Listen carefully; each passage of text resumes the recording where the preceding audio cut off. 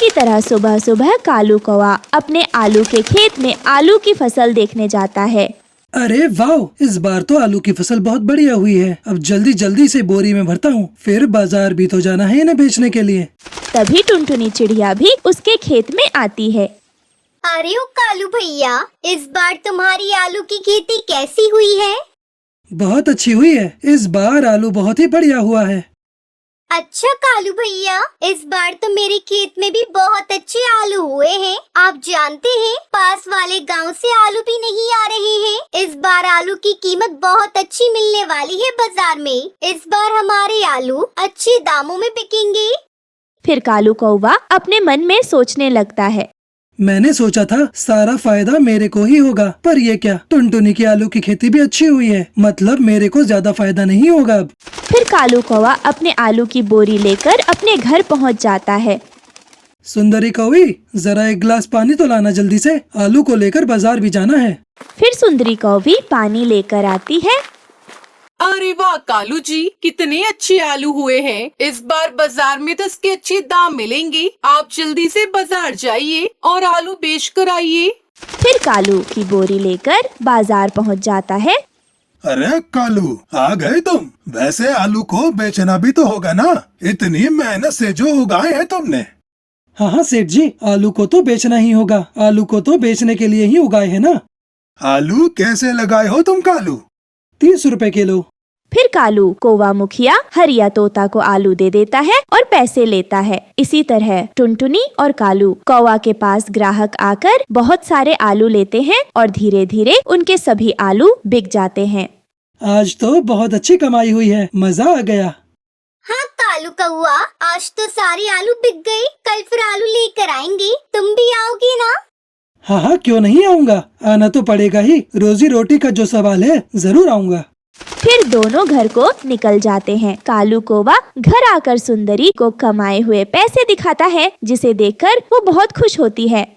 अरे सुंदरी, मुझे एक उपाय सूझा है। पास के जंगल से भी आलू नहीं आ रहे हैं अभी, पर ये टुनटुनी भी आलू ही बेचती है। यदि हम दोनों टुनटुनी और मेरे खेत के सभी आलू निकालकर अपने पास जमा कर लेंगे, तो इसमें सिर्फ मेरे पास ही आलू रहेगा। और उसके बाद जब बाजार में आलू की कीमत बढ़ेगी, तब मैं जितनी मर्जी उतने दामों में आलू बेच सकता हूँ। ये क्या कह रहे हैं आप? उपाय तो अच्छा है, पर इसके लिए हमें चोरी करनी पड़ेगी। अरे धीरे बोल धीरे, चोरी नहीं, ये व्यापार है व्यापार। जो भी करना है हमें आज रात को ही करना पड़ेगा, नहीं तो टुनटुनी फिर से आलू निकालकर बाजार चली जाएगी। साथ ही साथ अपने खेत के भी आलू निकाल कर ले आएंगे, जिससे किसी और को हमारे ऊपर शक भी नहीं होगा। फिर रात होते ही दोनों खेत के लिए निकल जाते हैं और टुनटुनी के खेत के पास पहुंच जाते हैं। वो रहा टुनटुनी का खेत। चलो चुपचाप आलू निकालकर बोरी में भरने पड़ेंगे, उसके बाद हमारे जमीन के भी आलू निकालने पड़ेंगे। फिर दोनों आलू निकालने लग जाते हैं। फिर धीरे धीरे पूरे खेत के आलू निकालकर बोरी में इकट्ठा करके जमा कर लेते हैं। आखिरकार हमने सारे आलू निकाल लिए। अब चलो चलो, ये सब लेकर जल्दी से घर चलते हैं, कोई देख ना ले। इन सभी आलू को हमें बगल वाले कमरे में छिपा कर रखना होगा, ताकि किसी को पता न चले। फिर सभी बोरियों को कालू एक एक करके बगल वाले कमरे में डाल देता है और वो दोनों पति पत्नी सो जाते हैं। अगली सुबह टुनटुनी चिड़िया जब अपने खेत में जाती हो तो देखकर हैरान हो जाती है। अरे नहीं नहीं, ये सब क्या हो गया? किसने ऐसा किया मेरे खेत में? मेरे सारे आलू चोरी करके ले गया। अब सब खत्म हो गया, मैं क्या करूँगी? दूर खड़ा कालू कौवा ये देखकर कहता है, चलो अब मैं भी अपना नाटक करता हूँ। क्या हुआ टुनटुनी? अरे कालू भैया देखो ना, किसी ने तुम्हारे मेरे खेत के सारे आलू चुरा लिए। अब हम दोनों क्या करेंगे? क्या बेचेंगे बाजार में? अरे क्या बोल रही हो तुम टुनटुनी? अरे नहीं, ये सब किसने किया? हमारी फसल किसने बर्बाद कर दी? कौन चोरी करके ले गया? कौन जलता है हमसे? ये सब किसने किया होगा? हमारी सारी मेहनत बर्बाद हो गई। हाँ कालू भैया, मैं भी वही सोच रही हूँ। जिसने भी आलू चुराए हैं वो कभी भी सुखी नहीं रहेगा, कभी भी नहीं रहेगा। ये मेरी बद्दुआ है। कालू भैया, क्या तुम बाजार जाओगे? मेरा तो मन ही नहीं हो रहा है। नहीं टुनटुनी, अब तो मेरा मन भी नहीं हो रहा। अब कल जाऊंगा, दूसरी सब्जी लेकर आऊंगा। फिर दूसरे दिन कालू दूसरी सब्जी की टोकरी लेकर बाजार चला जाता है। कल मैं बाजार नहीं आया था, मतलब आलू भी नहीं आए। आज पता चल जाएगा कि आलू की कितनी मांग है। अरे कालू भाई, आलू है क्या? अरे बंटी भैया, आलू तो नहीं है। पता नहीं, कल से आलू मिल ही नहीं रहे हैं। आलू कहाँ से लाऊं, समझ ही नहीं आ रहा। ये कहकर वो वहाँ से चला जाता है। अरे वाह वाह, आलू की मांग तो बहुत ज्यादा बढ़ गई है। घर जाकर सुंदरी को बताना पड़ेगा। कालू कौवा सब्जी की टोकरी लेकर घर की तरफ निकल जाता है। ये क्या, आज सब्जी नहीं बिकी क्या? मैंने सब्जी बेची ही नहीं, मैं तो सिर्फ आलू का भाव जानने गया था। पता है, आलू की मांग बहुत बढ़ गई है बाजार में।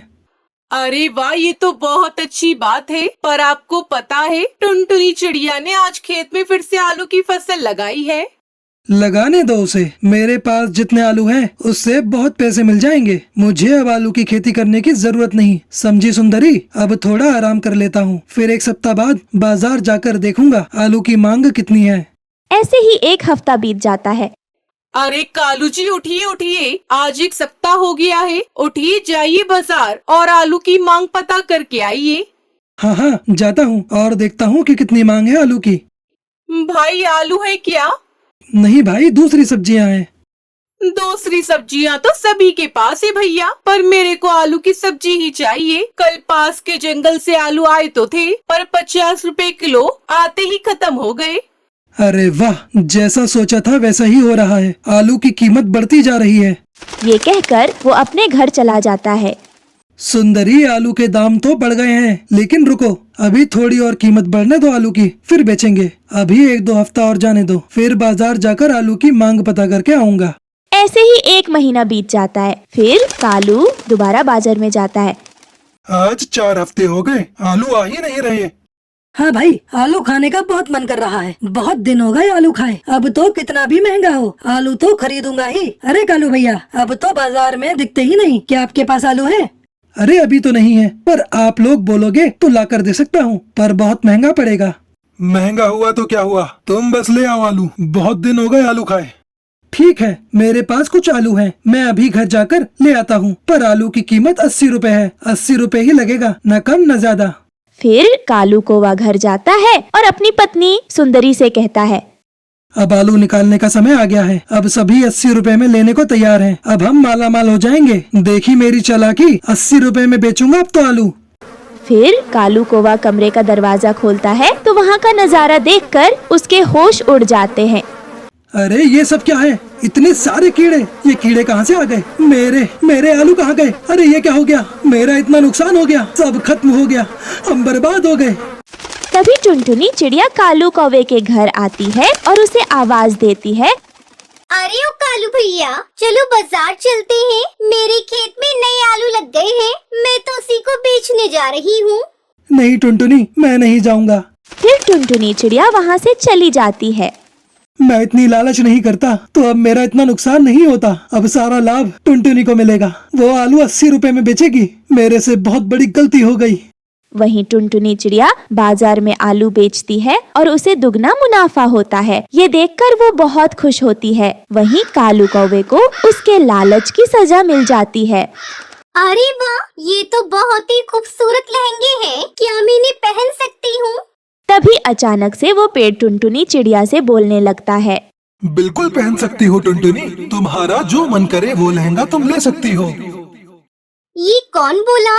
सुंदरवन नाम का एक जंगल था। वो जंगल बहुत ही खुशहाल था। सभी पक्षी बहुत अच्छे थे और अपने अपने कामों में व्यस्त रहते थे। जंगल के चौराहे के पास पक्षियों के बच्चे खेला करते थे। सुंदरवन जंगल में हर साल एक उत्सव हुआ करता था, जिस उत्सव में बहुत सारी प्रतियोगिताएं होती थीं और आज जंगल में इस प्रतियोगिता का ऐलान होने वाला था।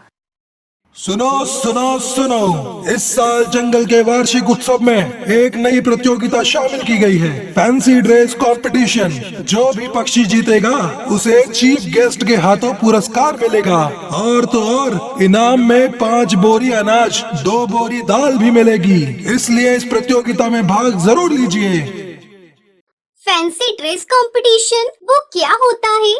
इतना भी नहीं पता क्या बुद्धू? ये वो प्रतियोगिता है जिसमें हमें अलग अलग भेष धारण करना होता है। मैं तो राजकुमारी का भेष धारण करूंगी। हाँ, मैं भी। और तुम टुनटुनी, तुम क्या पहनोगी? बताओ ना मुझे।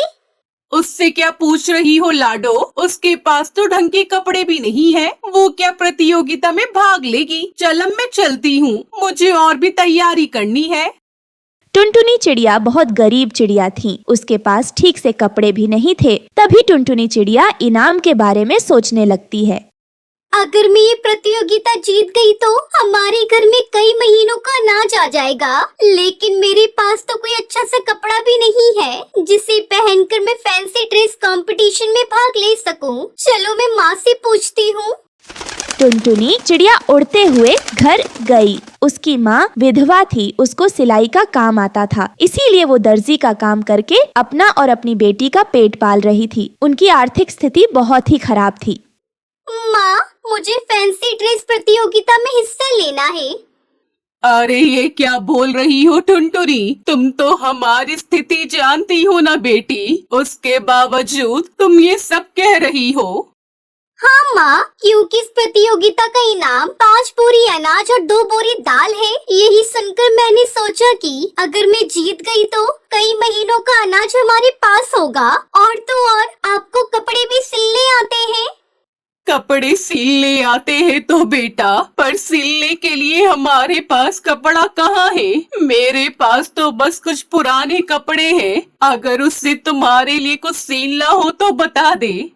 तभी टुनटुनी चिड़िया सोचने लगी कि उन पुराने कपड़ों का वो क्या फैंसी ड्रेस बनवा सकती है। तभी उसे एक आइडिया आता है। वो अपनी माँ से कहती है, माँ, आप मेरे लिए उन पुराने कपड़ों से एक ब्राइडल लहंगा सी दो। आप कोशिश तो कीजिए, बाकी ऊपर वाले की मर्जी। ये सुनकर फिर टुनटुनी चिड़िया की माँ उसके लिए पुराने कपड़ों से लहंगा सीने लगती है और कुछ ही घंटों में उसकी माँ उसके लिए एक बहुत खूबसूरत लहंगा तैयार कर देती है। वो देखकर टुनटुनी चिड़िया बहुत खुश होती है। अरे वाह माँ, आपने तो बहुत ही सुंदर लहंगा तैयार किया है। इसे पहनकर तो मुझे यकीन है मैं ही फैंसी ड्रेस कंपटीशन जीतूंगी। पर ये सब बातें खिड़की के बाहर खड़ी गोरी सुन लेती है। वो टुनटुनी चिड़िया से बहुत जलती थी। अच्छा टुनटुनी, तू जीतने के ख्वाब देख रही है, लेकिन मेरे होते हुए तो इस प्रतियोगिता को कभी नहीं जीत सकती। ये कहकर गोरी सबके सो जाने के बाद टुनटुनी चिड़िया के घर में घुसकर उसके लहंगे को कैंची से काट देती है। अगली सुबह जब टुनटुनी चिड़िया उठती है तो अपने लहंगे की हालत देखकर वो रोने लगती है। माँ, ये सब क्या हो गया? मेरा लहंगा, मैं क्या पहनूंगी आज प्रतियोगिता में? ये सब किसने किया माँ? मेरे सारे सपने टूट गए। उसकी माँ उसे समझाने की बहुत कोशिश करती है, लेकिन टुनटुनी चिड़िया नहीं मानती और गुस्से में वहाँ से चली जाती है। टुनटुनी चिड़िया उड़ती उड़ती दूर किसी और जंगल में आ जाती है और वहाँ एक पेड़ के नीचे बैठकर रोने लगती है। हे ऊपर वाले, ये सब आपने क्यों किया? मैंने कितनी मेहनत से अपनी माँ से वो लहंगा सिलवाया था और पता नहीं किसने दुश्मनी में आकर उसे बर्बाद कर दिया। मुझे पूरा यकीन था अगर मैं वो लहंगा पहनती तो वो प्रतियोगिता सिर्फ मैं ही जीतती। ये कहकर वो रोने लगती है। तभी उसका आंसू उस पेड़ की जड़ पर गिरता है। तभी वो पेड़ बोलता है, टुनटुनी चिड़िया, तुम परेशान क्यों होती हो? मुझे तुम अपनी परेशानी बताओ, मैं तुम्हारी सहायता जरूर करूँगा। फिर टुनटुनी चिड़िया उस जादुई पेड़ को अपनी सारी परेशानी बता देती है। अच्छा, तो तुम्हारी परेशानी ये है और इस परेशानी का हल मेरे पास है, ये देखो।